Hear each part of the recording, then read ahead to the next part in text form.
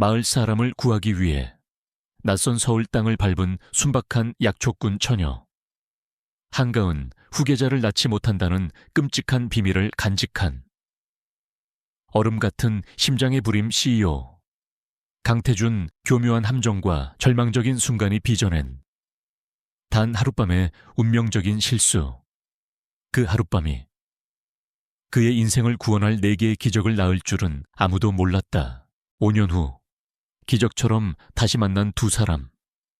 그는 그녀와 아이들을 되찾기 위해 모든 것을 걸고 그녀를 미치도록 애지중지하기 시작하는데, 과연 그녀는 거대한 재벌가의 암투 속에서 아이들을 지켜낼 수 있을까? 하룻밤의 실수는 운명적인 사랑이 될 수 있을까? 푸른 바다 냄새와 짭짤한 바람이 공기 중에 가득한 작은 어촌 마을.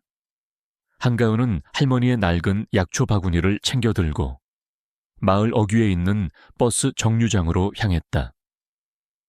그녀의 손에는 마을 이장님의 간절함이 담긴 편지 한 통이 쥐어져 있었다. 평생을 해녀로 살아오신 이장님 아내가 원인 모를 병으로 쓰러졌고, 그녀를 살릴 수 있는 유일한 희망은 오직 서울의 한 약초 수집가가 가지고 있다는 전설 속의 약초.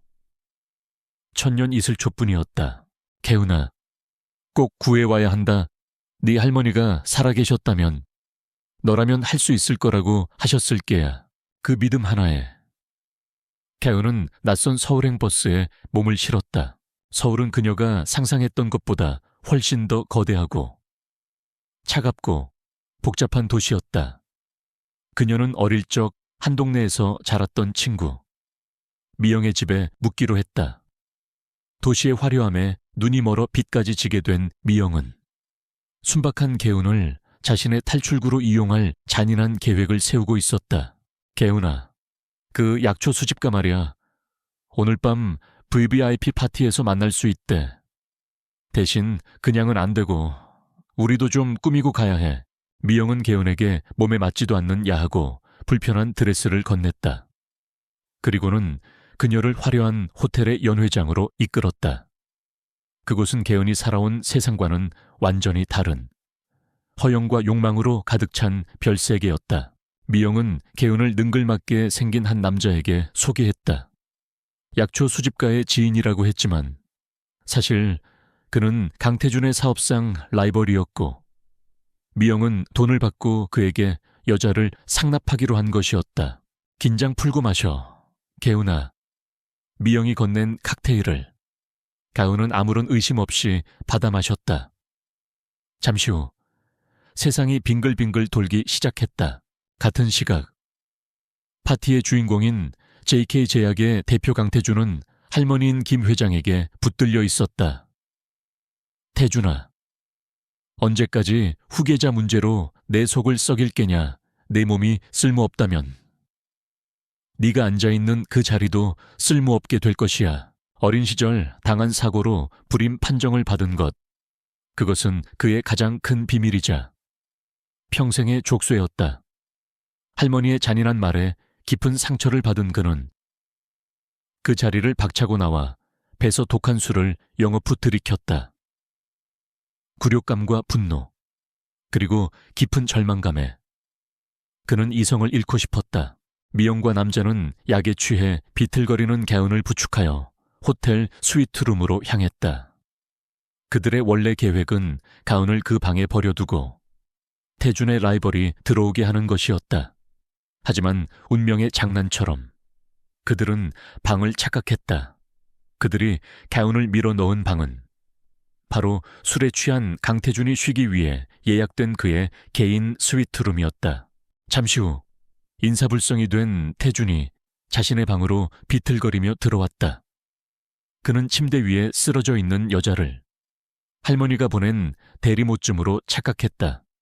약에 취한 여자와 술과 절망에 취한 남자. 그렇게 두 사람은 서로의 존재조차 제대로 인식하지 못한 채 거부할 수 없는 하룻밤의 실수를 저지르고 말았다. 다음 날 아침 먼저 눈을 뜬 것은 개운이었다.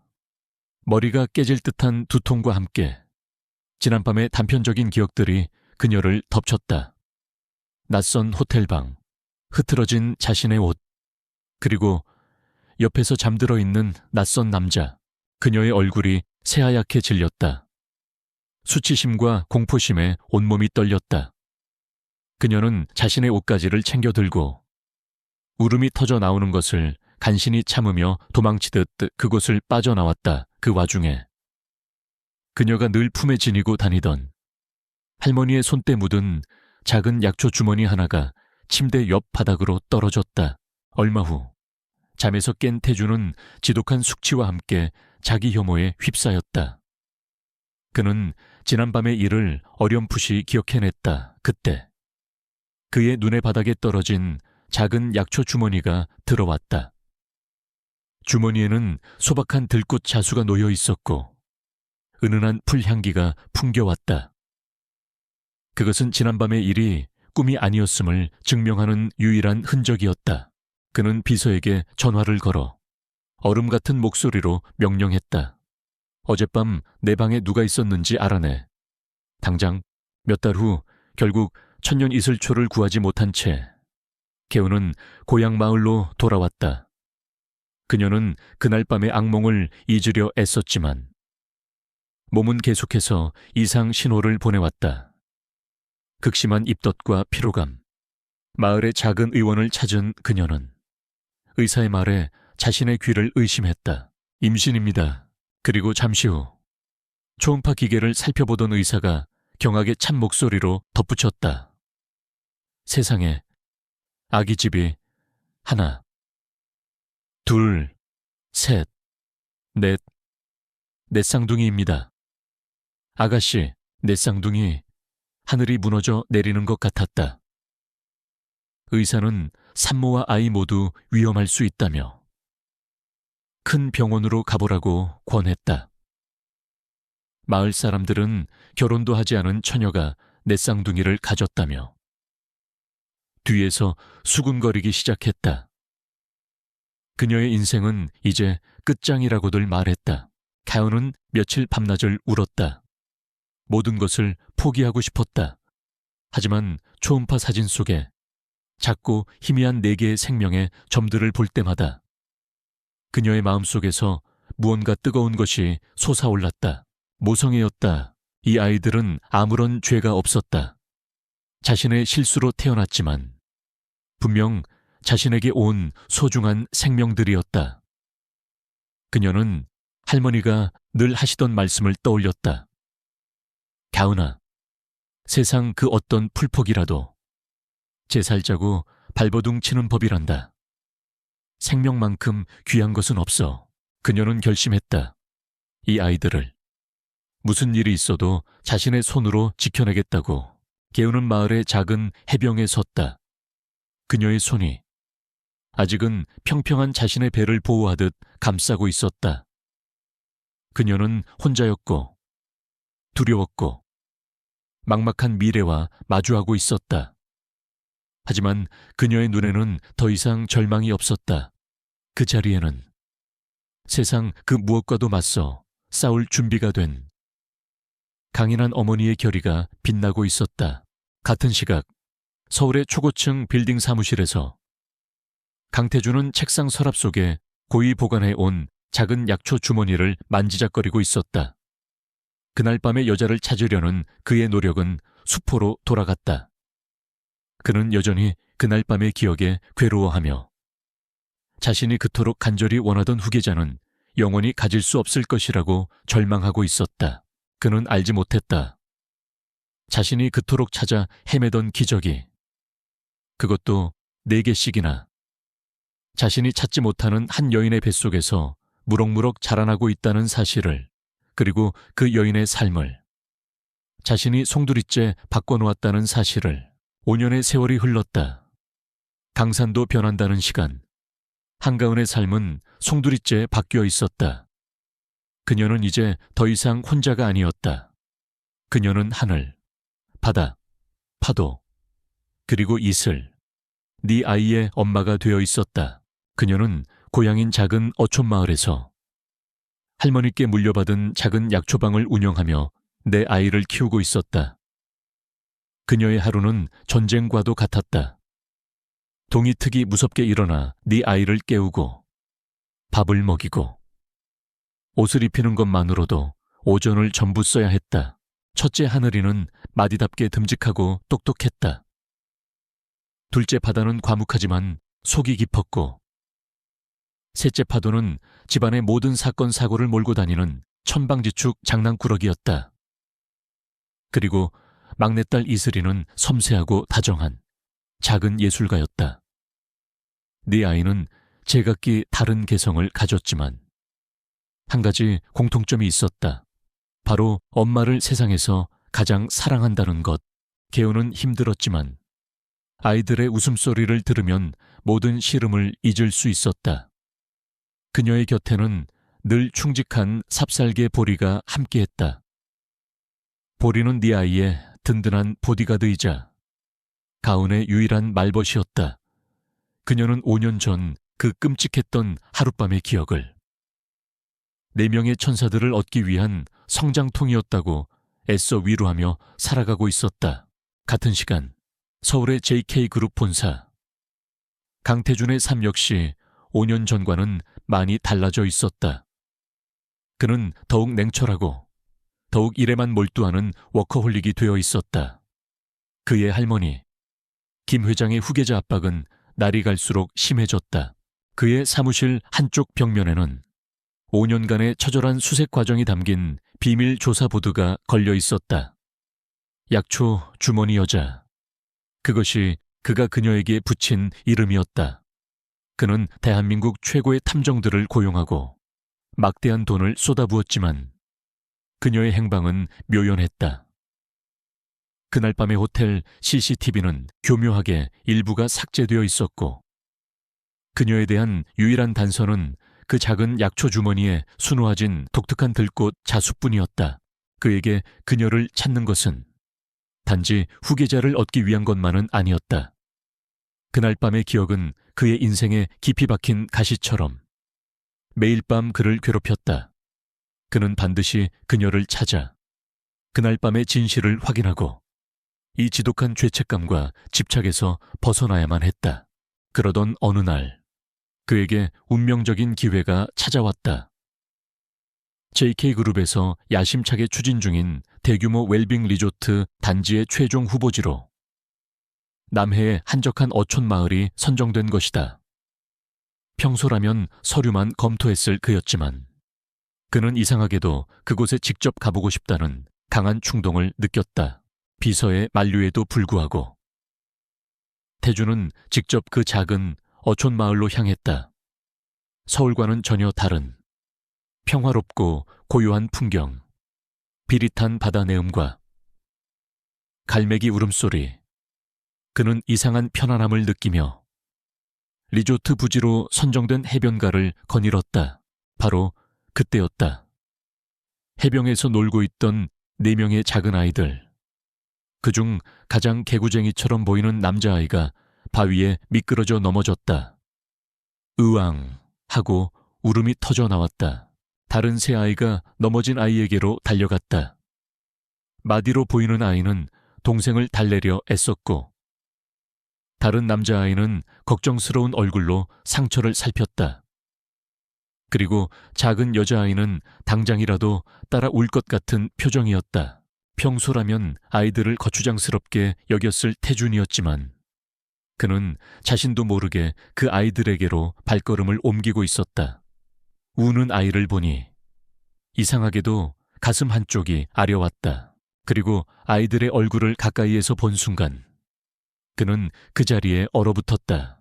자신의 날카로운 턱선, 깊고 이지적인 눈매, 그리고 고집스러워 보이는 인매까지 마치 자신의 어린 시절을 축소해 놓은 4개의 거울을 동시에 보는 것 같았다.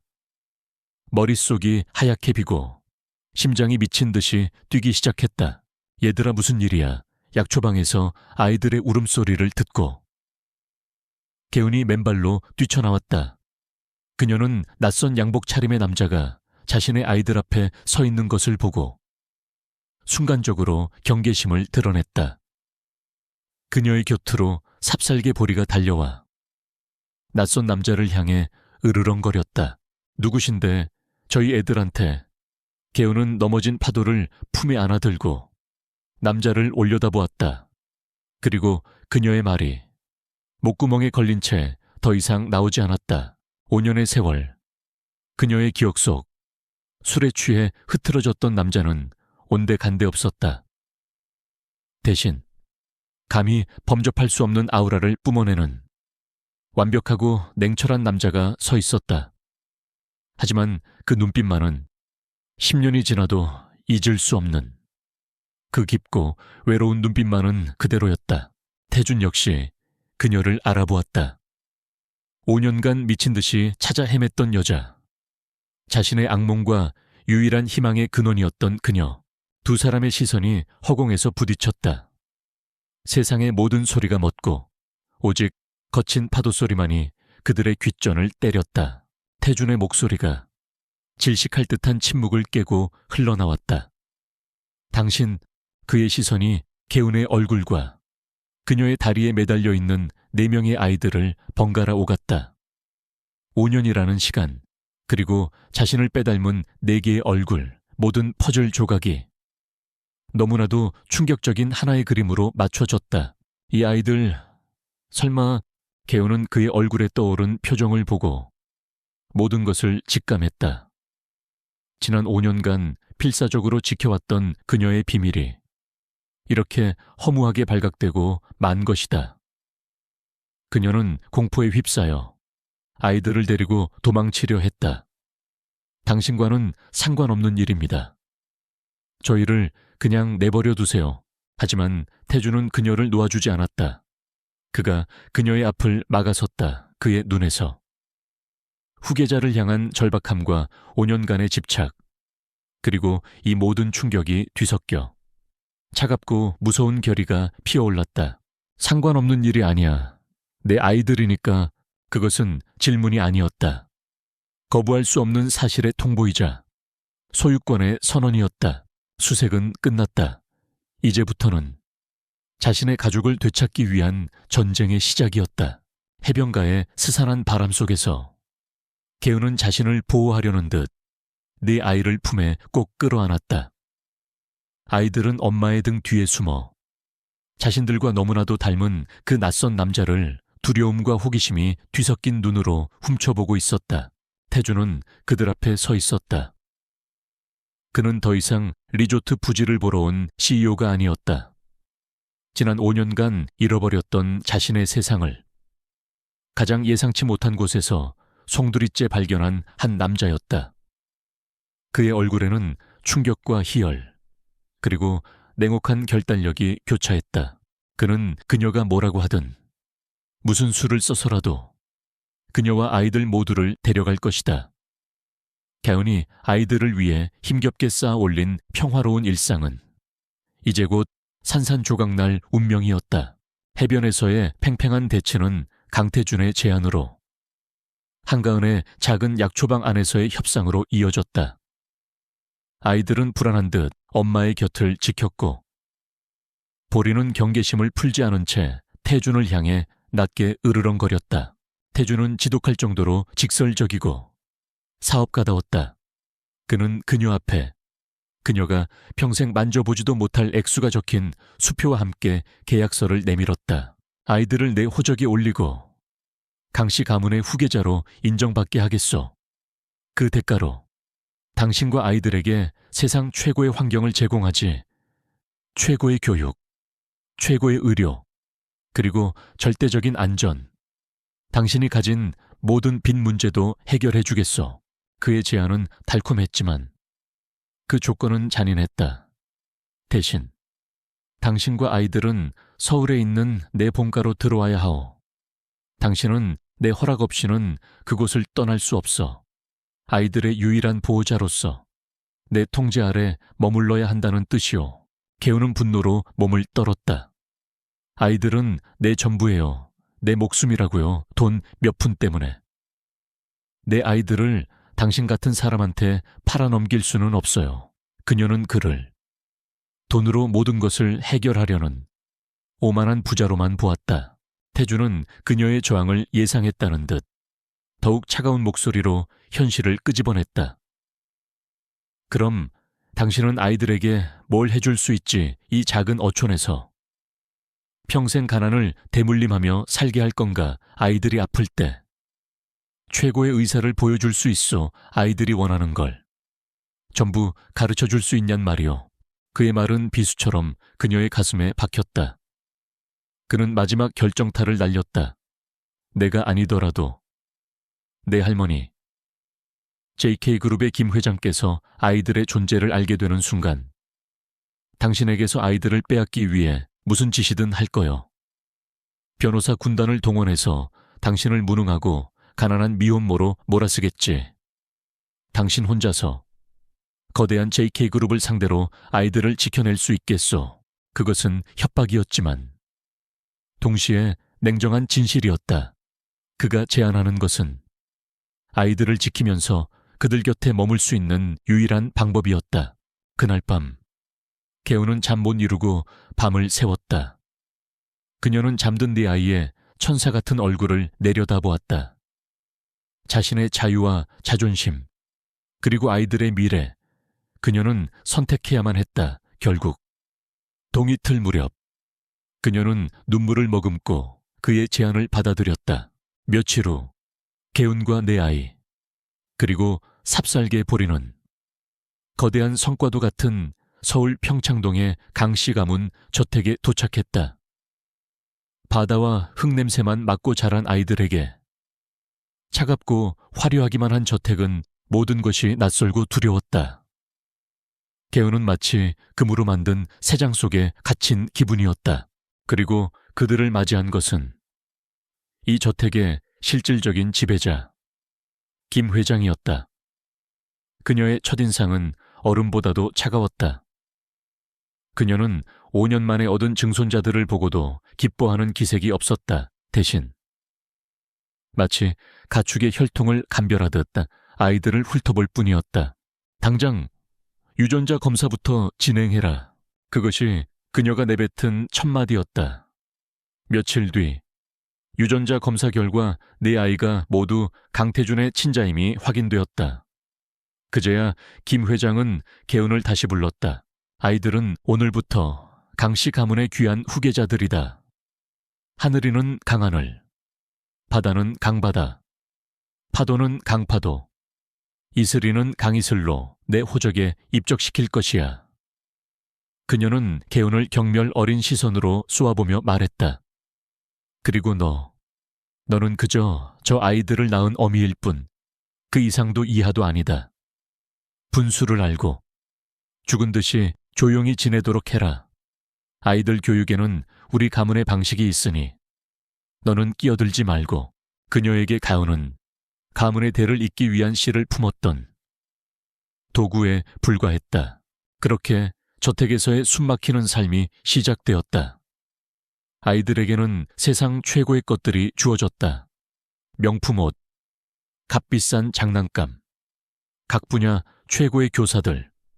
하지만 동시에 엄격한 규칙과 숨막히는 교육 스케줄이 아이들을 짓눌렀다. 아이들은 바다와 갯벌, 그리고 자유를 그리워했다.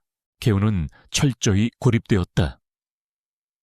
저택의 사용인들은 김 회장의 지시에 따라 그녀를 투명인간 취급했다. 그녀의 유일한 역할은 어머니였지만 그 역할마저도 김 회장이 고용한 보모와 교사들에게 빼앗기고 있었다. 그녀는 점점 자신의 존재 이유를 잃어가는 것 같았다. 그러던 어느 날 밤이었다. 막내딸 이슬이가 악몽을 꾸고 자지러지게 울기 시작했다. 값비싼 장난감도 유능한 보모의 위로도 소용없었다. 이슬이는 오직 엄마만을 찾으며 울부짖었다. 한밤중에 소란을 듣고 달려온 개우는 이슬이를 품에 꼭 안았다.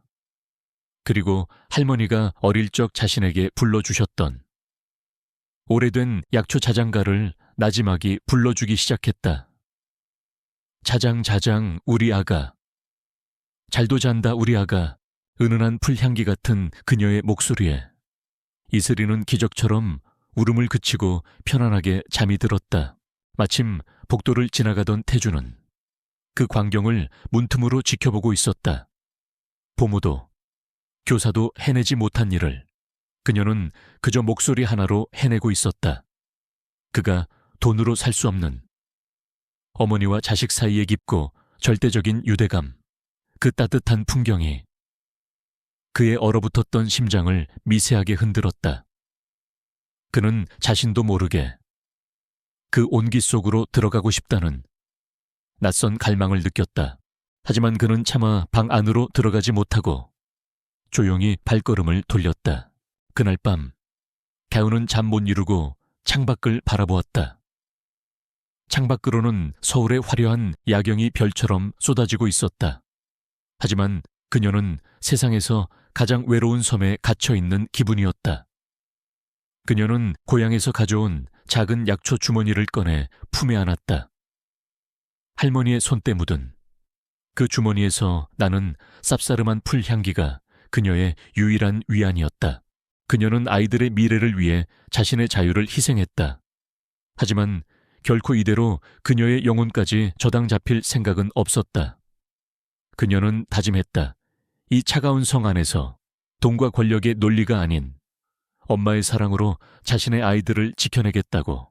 그녀의 진짜 전쟁은 이제부터 시작이었다. 강태준의 가족이 된 지 한 달. 한계은과 내 아이의 삶은 겉으로는 안정되었지만 보이지 않는 감옥과도 같았다. 바로 그때 그들의 견고한 세상에 또 다른 불청객이 찾아왔다. 강태준의 약혼녀 윤서연이었다. 그녀는 JK그룹의 오랜 파트너사인 유성케미칼 윤 회장의 외동딸로 머리부터 발끝까지 화려함과 오만함으로 무장한 여자였다. 그녀는 이 저택이 마치 자신의 소유라도 되는 양 당당하게 들어섰다. 김 회장은 미래의 손주 며느리가 될 그녀를 아주 흡족한 미소로 맞았다. 윤서연은 거실에서 아이들과 함께 있는 가운을 발견했다. 그녀는 가운을 마치 가구나 장식품처럼 존재하지 않는 존재처럼 완벽하게 무시했다. 대신 아이들을 향해 과장된 상냥함으로 다가갔다. 헬로, 달링스, 이모가 선물 사왔어요. 그녀는 4살배기 아이들에게 어울리지도 않는 최고급 태블릿 PC와 명품 옷들을 선물로 내밀었다. 그리고는 아이들에게 일부러 영어를 섞었으며 가운의 무식함을 은근히 과시했다. 앞으로는 이모가 너희들의 새로운 엄마가 되어줄게. 어때? 하지만 아이들의 반응은 차가웠다. 장난꾸러기 파도가 그녀를 향해 메롱을 하며 혀를 내밀었고 막내 이슬이는 개은의 다리 뒤로 숨어버렸다. 그리고 마디인 하늘이가 어른스러운 목소리로 또박또박 말했다. 우리 엄마는 한 명뿐이에요. 아줌마는 누구세요? 아줌마라는 말에 윤서연의 완벽하게 관리된 얼굴이 순간적으로 굳어졌다. 천박한 시골뜨기 어미에게서 태어난 아이들답게 저 아이들 역시 천박하기 짝이 없다고. 그녀는 생각했다. 그녀의 등장은 이 저택의 새로운 전쟁의 서막을 알리는 것이었다. 한편 강태준은 아버지라는 낯선 역할을 수행하기 위해 고군분투하고 있었다. 그는 수조 원짜리 계약을 성사시키는 데는 도사였지만 4살배기 아이들의 마음을 얻는 법은 전혀 알지 못했다. 그의 첫 번째 시도는 철저히 비즈니스적이었다. 그는 비서를 시켜 유아 친밀감 형성을 위한 단계별 보고서를 작성하게 하고 아이들과의 놀이 시간을 스케줄표에 기입했다. 아이들은 딱딱한 아빠의 모습에 하품을 하며 지루해했다. 두 번째 시도는 직접적인 놀이였다. 그는 아이들과 함께 블록을 쌓으려 했지만 그의 거대한 탑은 파도의 장난 한 번에 와르르 무너져 내렸다. 이슬이에게 동화책을 읽어주었지만 그의 감정 없는 모노톤 목소리에 이슬이는 재미가 아닌 지루함으로 잠이 들어버렸다. 개우는 멀리서 그런 그의 모습을 지켜보았다. 답답하면서도 어딘가 모르게 웃음이 나왔다. 세상 모든 것을 다 가진 듯한 저 완벽한 남자가 제 아이들 앞에서는 어쩔 줄 몰라 쩔쩔매는 모습이 낯설고 또 인간적으로 느껴졌다. 그러던 어느 날 밤 사건이 터졌다. 둘째 바다가 갑자기 고열에 시달리며 경기를 일으킨 것이다. 저택의 주치의가 달려와 응급처치를 했지만 아이는 겁에 질려 엄마만을 찾으며 울부짖었다. 엄마, 엄마. 무서워 개운아. 개운이 아이에게 달려가려 했지만 김 회장이 그녀의 앞을 막아섰다. 네가 뭘 안다고 나서 저 아이는 이제 강씨 가문의 후계자다. 최고의 의료진이 돌볼 것이니 너처럼 무식한 어미는 필요 없어. 괜히 병균만 옮길라. 바로 그 순간이었다. 비키세요. 할머니. 강태준이 얼음 같은 목소리로 말했다.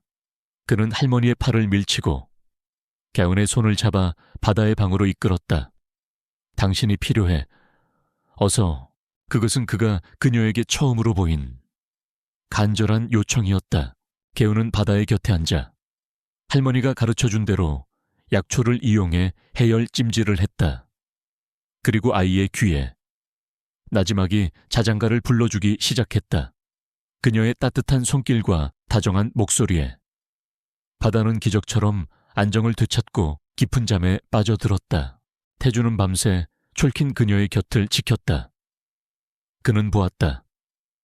돈이나 의술로는 결코 살 수 없는 어머니와 자식 사이의 그 숭고하고 절대적인 사랑을, 그는 가은이라는 여자의 진정한 가치를 처음으로 깨닫고 있었다. 그녀는 그저 아이를 낳은 도구가 아니었다. 아이들의 세상 그 자체였다. 그날 이후 두 사람의 관계에 미묘한 변화가 생겼다. 태주는 아이들에 대한 것을 개운에게 묻기 시작했다. 파도는 뭘 좋아하지? 이슬이는 왜 자꾸 우는 거요? 그는 그녀를 자신의 부족함을 채워줄 유일한 파트너로서 인정하기 시작했다. 그는 김 회장과 윤서현으로부터 그녀를 은근히 보호하기 시작했다. 윤서현이 개운의 촌스러운 식습관을 비난했을 때 그는 무심한 척 한마디를 던졌다. 아이들이 잘 먹으면 된 거요. 그게 엄마의 방식이겠지. 개운은 그 작은 변화들을 놓치지 않았다. 좋은 아빠가 되기 위한 그의 서툰 노력들, 그 진심 어린 모습들이 그녀가 굳게 닫아두었던 마음의 빗장을 조금씩 열고 있었다. 그녀는 차가운 CEO의 가면 뒤에 숨어있는 외로운 한 남자를 보기 시작했다. 이 모든 변화를 윤서현은 참을 수 없었다. 그녀의 질투심은 극에 달했다. 그녀는 김 회장을 찾아갔다. 회장님, 저 시골뜨기 계집애를 더 이상 저렇게 놔두셔서는 안 됩니다. 저런 무식한 어미 밑에서 우리 후계자들이 뭘 배우겠어요, 이번 기회에. 저 여자가 얼마나 무능하고 자격 없는 어미인지 태준 씨와 세상 사람들 앞에 증명해 보여야 합니다. 그녀는 김 회장의 후계자에 대한 집착과 개운에 대한 경멸을 이용하여 자신의 잔인한 계획에 대한 암묵적인 동의를 얻어냈다. 아이들 중 하나를 위험에 빠뜨려서라도 개운을 엄마 실격으로 낙인 찍을 위험한 계획이었다. 그날 저녁 저택의 거실에서는 보기 드문 따뜻한 풍경이 펼쳐지고 있었다. 태준이 커다랗고 서툰 손으로 이슬이의 머리를 따주고 있었다. 가은은 그의 옆에 앉아 웃음을 참으며 그의 손길을 가르쳐주고 있었다. 아이들의 맑은 웃음소리가 거실을 가득 채웠다. 그 순간만큼은 그들은 진짜 가족처럼 보였다.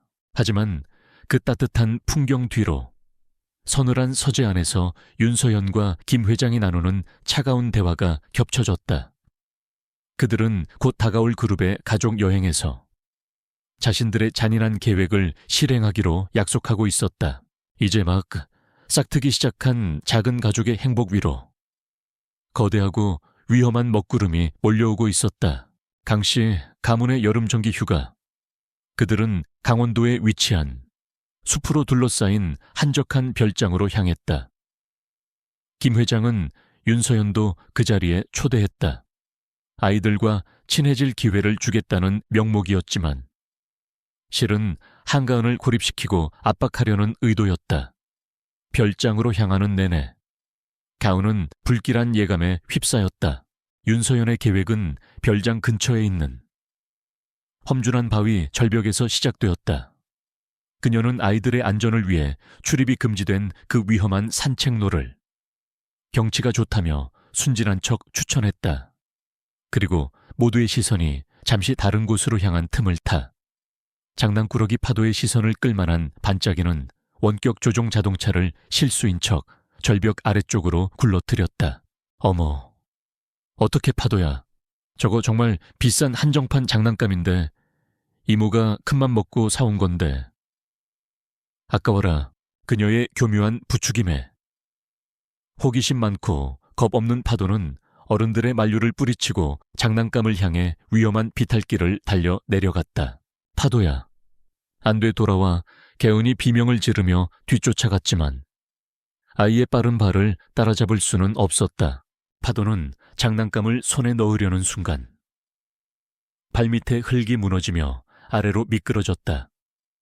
아이는 천만다행으로 벼랑 끝에 튀어나온 나무 뿌리를 가까스로 붙잡았지만 금방이라도 떨어질 듯 위태롭게 매달려 있었다. 살려주세요, 엄마. 개운은 그 자리에서 얼어붙었다. 윤서연은 겁에 질린 척 연기했지만 그녀의 눈에는 희미한 승리자의 미소가 감돌았다. 이제 저 아이에게 무슨 일이 생기면 모든 책임은 아이를 제대로 돌보지 못한 어미 한계은에게 돌아갈 터였다. 바로 그 순간이었다. 파도야. 강태준이 한치의 망설임도 없이 재킷을 벗어던지고 험준한 절벽을 향해 몸을 날렸다. 부서져 내리는 흙과 돌멩이들, 미끄러운 이끼. 그는 자신의 위험은 아랑곳하지 않고 오직 벼랑 끝에 매달린 작은 아들을 향해 필사적으로 나아갔다. 그는 마침내 파도의 손을 잡았다. 아빠가 왔어. 괜찮아. 이제 괜찮아.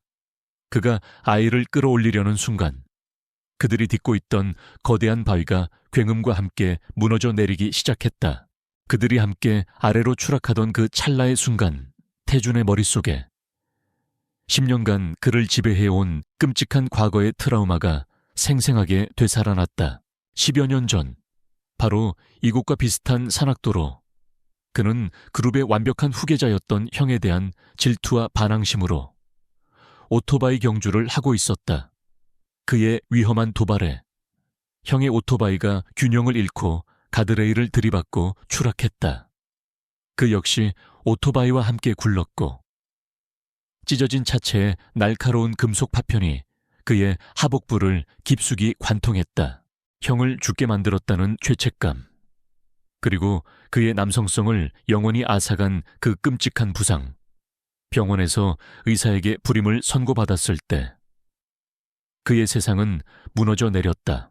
지금 아들의 손을 잡고 추락하는 이 순간 그는 10년 전에 그 지옥을 다시 겪고 있었다. 그의 입에서 공포와 회한이 뒤섞인 절규가 터져 나왔다. 형, 미안해. 내가 잘못했어, 형. 뒤늦게 도착한 경호원들이 로프를 던져 간신히 두 사람을 안전한 곳으로 끌어올렸다. 파도는 무사했지만 태준은 아니었다. 그는 과다 출혈이나 골절 때문이 아니었다. 그는 정신적인 충격으로 완전히 무너져 내렸다. 그는 넋이 나간 채 죽은 형의 이름만을 부르며 괴로워했다. 개운은 그런 그의 곁으로 달려갔다. 그녀는 들었다. 죽은 형을 부르는 그의 애절한 절규를. 그리고 보았다. 구조 과정에서 찢어진 그의 셔츠 아래로 드러난 끔찍하고 오래된 수술 흉터를. 그녀는 모든 것을 깨달았다. 후계자를 향한 그의 지독한 집착, 그의 얼음 같은 냉정함, 그리고 그의 깊은 외로움까지. 그 모든 것은 오만함이 아니었다. 결코 치유될 수 없는 깊은 상처와 죄책감을 감추기 위한 필사적인 방어 기제였던 것이다. 그녀의 마음속에 남아있던 그에 대한 마지막 원망의 찌꺼기마저 사라졌다. 그 자리에는 이 상처 입은 남자를 향한 깊은 연민과 가슴 아픈 사랑만이 남았다. 김 회장 역시 충격에 휩싸였다. 그녀는 단 한 번도 자신의 손자가 이토록 망가진 모습을 본 적이 없었다. 죽은 아들의 이름을 부르며 오열하는 손자의 모습 앞에서 그녀는 지난 세월 동안 자신이 얼마나 잔인하게 그의 상처를 짓밟아 왔는지 깨달았다. 그녀의 철옹성 같던 마음에 처음으로 균열이 가기 시작했다. 그날 밤 별장은 무거운 침묵에 잠겨 있었다. 진정제를 맞고 깊은 잠에 빠진 태준, 갸우는 밤새 그의 병상을 지키며 물수건으로 그의 식은땀을 닦아주었다. 그녀는 잠든 그의 얼굴을 내려다보았다. 그는 더 이상 강력한 CEO가 아니었다. 그녀의 보호가 필요한 상처 입고 연약한 한 남자일 뿐이었다. 아이들은 무사했다. 하지만 이 끔찍한 사건을 통해 개운과 태준 사이에는 그 어떤 계약보다도 더 강력하고 깊은 유대감이 형성되었다. 그녀는 이제 알았다. 자신의 역할은 그저 아이들의 어머니가 아니라 이 남자의 가장 깊은 상처를 치유해줄 유일한 사람이라는 것을. 그리고 그녀는 또한 알았다. 누군가 의도적으로 자신의 아이를 위험에 빠뜨렸다는 사실을. 그녀의 눈에 이전에는 없던 강철 같은 결의가 깃들었다.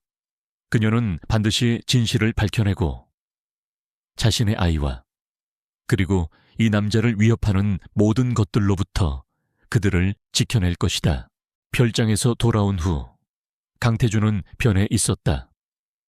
그는 더 이상 과거의 상처와 불임이라는 족쇄에 갇혀있는 남자가 아니었다. 그는 이제 네 아이의 아버지였고 한 여자를 지켜야 할 남자였다. 그의 마음속에 있던 차가운 얼음이 한가은이라는 따뜻한 햇살 아래 녹아내리기 시작했다. 두 사람은 이제 완벽한 공범이자 동지가 되어 있었다. 그들은 파도의 사고가 결코 우연이 아니었으며 그 배후에 윤서연이 있다는 것을 직감했다. 하지만 증거가 없었다. 태준은 자신의 경호팀에게 그날의 사건에 대한 전면 재조사를 지시했다. 하지만 윤서연은 교활했다. 그녀는 별장에 CCTV 사각지대를 정확히 이용하여 장난감을 떨어뜨렸고 모든 행동은 실수로 보일 만큼 완벽하게 계산되어 있었다. 수사는 다시 원점으로 돌아가는 듯했다. 한편 서울의 저택으로 돌아온 후 삽살개보리가 이상한 행동을 보이기 시작했다. 녀석은 정원의 한쪽 구석을 계속 파헤치며 흙투성이 물건들을 물어다 가은에게 가져다 주었다. 처음에는 나뭇가지, 돌멩이 같은 것들이었다. 개운은 그저 녀석이 심심해서 장난을 치는 것이라고 생각했다. 그러던 어느 날 보리는 또다시 무언가를 물고 왔다. 이번에는 흙이 묻은 반짝이는 작은 물체였다. 그것은 값비싸 보이는 다이아몬드가 박힌 한쪽 귀걸이였다. 개운은 그 귀걸이를 보고 숨을 멈췄다. 그녀는 기억했다. 별장에서 사고가 있던 바로 그날 윤서연이 하고 있던 것과 똑같은 디자인의 귀걸이였다. 태준 씨, 이것 좀 보세요. 개운은 귀걸이를 들고 태준에게 달려갔다. 태준은 귀걸이를 보고 미간을 좁혔다. 보리가 그것을 별장 근처에서 물고 왔을 가능성이 높았다. 하지만 귀걸이 하나만으로는 증거가 될 수 없었다. 그때 그의 머릿속에 비서의 보고가 스쳐 지나갔다. 윤서연이 별장으로 떠나기 며칠 전 거액의 현금을 인출했다는 사실. 태준은 오만하고 자신감 넘치는 윤서연의 성격을 이용한 마지막 덫을 놓기로 결심했다. 그는 가족의 화합이라는 명목으로 김 회장과 개운 그리고 윤서연을 저녁 식사 자리에 초대했다. 저녁 식사는 살얼음판처럼 아슬아슬한 긴장감 속에서 시작되었다. 윤서연은 아무것도 모른다는 듯 파도의 안부를 물으며 걱정스러운 척 연기를 했다. 태준이 와인잔을 들며 무심한 척 입을 열었다. 경호팀이 안전을 위해 별장 절벽 근처를 마지막으로 수색 정리하고 있다고 하더군. 혹시 그날 잃어버린 물건이라도 있으시면 지금 말씀하시는 게 좋을 겁니다.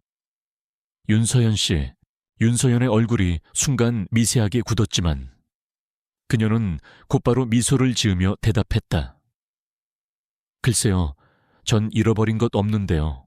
바로 그 순간 태준의 비서가 들어와 테이블 위에 작은 증거물 봉투를 올려놓았다. 봉투 안에는 보리가 찾아낸 귀걸이 한쪽이 들어있었다. 대표님, 경호팀이 절벽 아래쪽 수풀에서 발견한 분실물입니다. 마침 오늘 윤서연 이사님께서 하고 계신 귀걸이와 한 쌍인 것 같아서 가져왔습니다.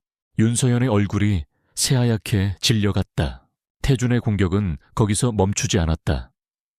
그는 태블릿 PC를 꺼내 영상을 재생했다.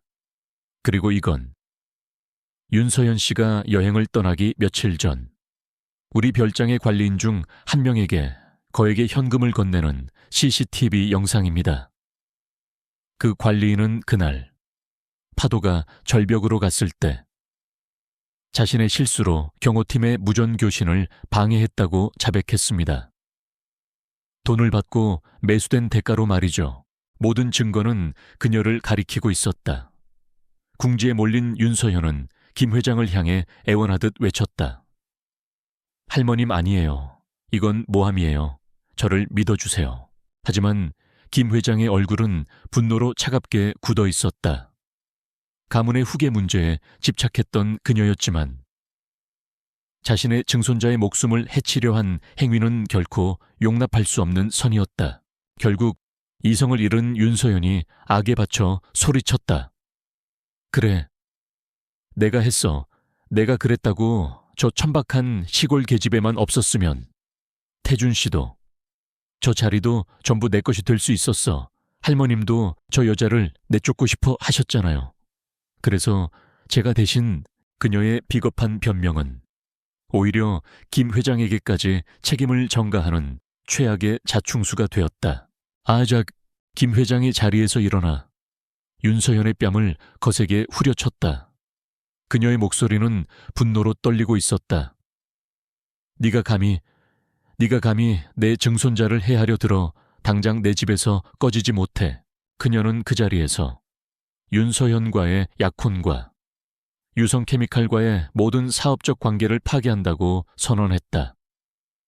네 아버지에게 똑똑히 전해라. 우리 JK그룹과 유성케미칼의 인연은 오늘부로 끝이라고. 윤서연은 경호원들에게 끌려 저택에서 비참하게 쫓겨났다. 그녀의 인생과 야망이 한순간에 잿더미가 되어버린 것이다. 고요해진 식당 안에는 김 회장과 태준, 그리고 개운, 세 사람만이 남아있었다. 김 회장은 가은을 복잡한 눈빛으로 바라보았다. 그 눈에는 경멸 대신 아주 희미한 죄책감과 마지못한 인정, 그리고 존중의 빛이 섞여 있었다. 외부의 가장 큰 위협은 사라졌다. 하지만 이제 그들은 내부의 상처를 마주하고 진짜 가족이 되어야 하는 더 어려운 과제를 안게 되었다. 태준이 테이블 아래로 개운의 손을 조용히 잡았다. 그의 손길은 이제 괜찮다고 말하는 것 같았다. 개운은 그를 보며 그리고 저 멀리 앉아있는 무서운 노부인을 보며 생각했다. 한 번의 전투는 끝났지만 진짜 가족이 되기 위한 마지막 여정은 이제 막 시작되었을 뿐이라고. 윤서연이 쫓겨난 후 저택에는 무거운 침묵이 흘렀다. 강태준과 항은 그리고 김 회장, 세 사람은 오랫동안 아무 말도 하지 못했다. 그 침묵을 깬 것은 김 회장이었다. 그녀는 평생 단 한 번도 누구에게도 굽혀본 적 없는 허리를 가은 앞에서 깊이 숙였다. 내가 잘못했다. 늙은이의 욕심이 내 새끼들을 전부 지옥으로 몰아넣을 뻔했구나. 그녀의 목소리는 심하게 떨리고 있었다. 그녀는 개은의 손을 잡았다. 앙상했지만 그 손길에는 처음으로 온기가 담겨 있었다. 너는 그저 아이들을 낳은 도구가 아니라 내 손자를 구하고 우리 강씨 가문을 파멸해서 구해낸 은인이다. 부디 이 못난 할미를 용서해다오. 그리고 이제부터 너를 내 진짜 손주며느리로 우리 가족으로 받아들이겠다. 그것은 강철 같던 노부인의 진심 어린 항복이자 고백이었다. 그날 이후 저택의 풍경은 완전히 달라졌다. 차가운 감옥 같던 그곳은 비로소 사람 사는 온기가 도는 가정이 되어갔다. 김 회장은 서툰 솜씨로 증손자들에게 옛날 이야기를 들려주었고 가은에게는 자신의 관절염에 좋은 약초차를 끓여달라고 부탁하기도 했다. 세대를 넘어선 세 여자가 부엌에 나란히 서서 함께 음식을 만드는 이전에는 상상도 할 수 없었던 풍경이 펼쳐졌다. 금으로 만든 세장은 마침내 따뜻한 보금자리가 되어가고 있었다. 외부의 위협이 사라지고 가족 내부의 갈등이 봉합되자 태준과 개운은 비로소 서로에게 집중할 수 있게 되었다. 그들의 사랑은 더 이상 위기 속에서 피어나는 아슬아슬한 감정이 아니었다. 아이들의 웃음소리와 평범한 일상의 대화 속에서 조용하고 단단하게 뿌리내리고 있었다. 그는 밤마다 아이들이 잠든 후 그녀가 끓여주는 따뜻한 약초차를 마시며 그동안 털어놓지 못했던 자신의 상처에 대해 이야기했다. 죽은 형에 대한 죄책감, 불임이라는 절망감. 가은은 말없이 그의 이야기를 들어주고 그의 상처를 따뜻하게 보듬어 주었다. 그는 그녀를 통해 비로소 자기 자신을 용서하는 법을 배우고 있었다. 그는 그녀의 꿈을 응원하기 시작했다. 그는 저택의 가장 햇살이 잘 드는 곳에 최첨단 설비를 갖춘 유리 온실을 지어주었다. 그녀가 마음껏 약초를 연구하고 그림을 그릴 수 있는 그녀만의 공간이었다. 그의 현대적인 건축 기술과 그녀의 자연을 사랑하는 마음이 결합된 두 사람의 파트너십을 상징하는 공간이었다. 시간이 흘러 그들의 1년짜리 계약 기간이 끝을 향해 가고 있었다. 그 사실을 애써 모른 척했지만 두 사람의 마음속에는 불안감이 감돌았다. 어느 주말 태주는 개운과 아이들을 데리고 모든 것이 시작되었던 남해의 작은 어촌 마을로 향했다. 1년 전 그가 그녀를 처음 만났던 바로 그 해변. 아이들은 그리웠던 바다를 보며 신나게 뛰어놀았다. 태주는 붉게 물든 저녁 노을 아래 개운의 손을 잡았다. 우리의 계약, 이제 곧 끝나. 그는 품속에서 1년 전의 낡은 계약서를 꺼냈다. 그리고는 그것을 갈기갈기 찢어 바다를 향해 날려보냈다. 이걸로 우리의 비즈니스는 완전히 끝났어. 그의 말에 개운의 심장이 덜컥 내려앉았다. 그가 이별을 구하려는 것일까? 하지만 다음 순간 그는 그녀의 앞에 조용히 한쪽 무릎을 꿇었다. 그의 손에는 계약서 대신 넝쿨을 닮은 백금으로 섬세하게 세공된 소박하지만 아름다운 반지가 들려 있었다. 그러니 이제 내 평생의 파트너가 되어줘. 그의 목소리는 세상에서 가장 진실하고 따뜻했다. 계약서 없이 오직 내 마음만 담아서 한가은, 나와 진짜 가족이 되어주겠어. 개운의 눈에서 행복의 눈물이 하염없이 흘러내렸다. 그녀는 말없이 고개를 끄덕였다. 아이들이 달려와 그들의 주위를 맴돌며 세상에서 가장 완벽한 가족의 그림을 완성했다. 몇 달 후 그들은 정식으로 부부가 되어 행복한 나날을 보내고 있었다. 그러던 어느 날 밤, 태주는 JK그룹의 과거 연구 자료들을 검토하고 있었다. 그는 10여 년 전 중단되었던 오래된 프로젝트 파일 하나를 발견했다. 희귀 해양 식물을 이용한 혁신적인 신약 개발 프로젝트. 하지만 프로젝트를 이끌던 천재적인 수석 연구원이 갑자기 실종되면서 프로젝트가 공중분해되었다는 기록이었다. 태주는 무심코 연구원의 신상 파일을 열어보았다. 그리고 파일 속 사진을 보고 그는 숨을 멈췄다. 낯익은 얼굴이었다. 그는 파일을 들고 온실에서 약초를 정리하고 있던 가은에게로 향했다. 가은 씨, 이 사람 혹시 알아? 개운은 그가 내민 파일 속 사진을 보고 온몸이 굳어버렸다. 사진 속에는 인자한 미소를 짓고 있는 그녀의 아버지가 있었다. 빚만 남긴 채 어느 날 갑자기 자신과 어머니를 버리고 사라졌다고만 믿었던 아버지. 아빠, 그녀의 입에서 떨리는 목소리가 새어나왔다. 이야기는 여기서 끝나지 않았다. 아버지는 그들을 버린 것이 아니었다. 거대한 음모의 희생양이 되어 사라졌던 것이다. 태주는 충격에 빠진 개운을 자신의 품에 꼭 안아주었다. 그의 목소리는 그 어느 때보다 단단하고 믿음직스러웠다. 내가 약속할게. 당신 아버지에게 무슨 일이 있었는지 내가 반드시 찾아내겠어. 당신의 남은 상처까지 내가 전부 치유해 줄게.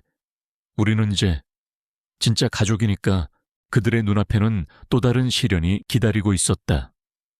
하지만 이제 그들은 두렵지 않았다. 그들은 함께 과거의 모든 상처를 마주하고 서로의 구원이 되어 영원히 흔들리지 않을 완전한 가족을 만들어 나갈 것이었다. 사랑의 힘으로